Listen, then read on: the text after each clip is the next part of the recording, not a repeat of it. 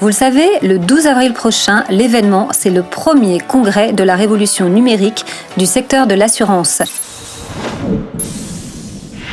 Bonjour Emmanuel, bonjour Jean-Luc. Bonjour.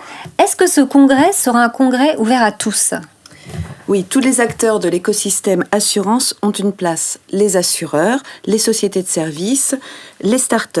Lors de ce congrès, véritable hub d'intelligence et de contenu, nous aurons sur une journée une dizaine de conférences, des workshops, des espaces d'échange, mais aussi des contenus comme une grande enquête réalisée auprès des Français et une publication dont l'ouvrage « L'assurance demain ». Vous voyez Laura, un congrès très riche. Très riche, mais est-ce que ce ne sera pas principalement un congrès de start-up ? Naturellement, la révolution numérique est sous l'influence des startups qui inventent de nouvelles applications, de nouveaux services et de nouveaux business models. Mais les startups ne sont pas les seules actrices de cette révolution numérique.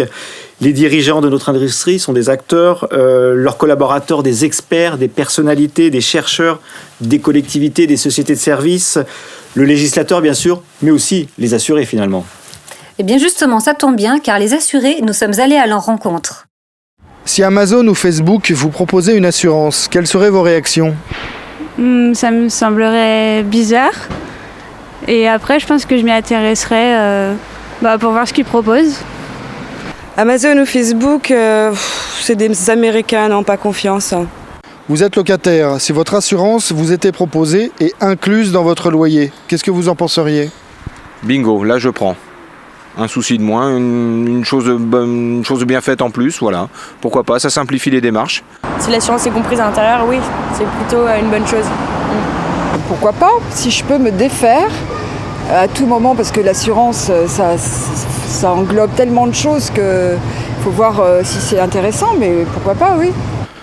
Vous êtes en voiture, un assureur vous propose directement sur votre GPS un itinéraire plus sécurisé, où il y a statistiquement moins d'encombrements et moins d'accidents.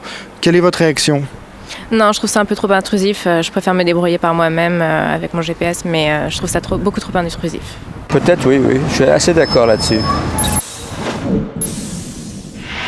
On voit que le secteur ne laisse pas indifférents les assurés, mais qu'en est-il des professionnels ? Le secteur de l'assurance a effectivement cette prise de conscience, elle est réelle. Les états des lieux sont établis. Reste désormais à trouver et à imaginer les solutions d'aujourd'hui et de demain. Ce TIDE n'est pas un salon, ce TIDE n'est pas une succession de conférences, c'est un hub d'intelligence, un hub de contenu qui permettra d'aborder un certain nombre d'hypothèses, de solutions qui vont nourrir les scénarios pour notre industrie aujourd'hui, mais demain également. Et est-ce qu'on sait déjà qui participera à ce TIDE ? Oui, alors bien sûr, les assureurs, les startups, les sociétés de services, mais également des experts, des économistes, des hommes politiques, des médecins. Et d'ailleurs, de nombreux acteurs nous ont déjà manifesté leur intérêt et ont confirmé leur participation. Alors n'hésitez pas, soyez partenaires du TIDE Insurance. Alors retenez bien, le 12 avril prochain, c'est le TIDE. Et si je puis me permettre, n'hésitez pas à nous suivre sur notre groupe LinkedIn et sur Twitter. À très bientôt et rendez-vous le 12 avril prochain.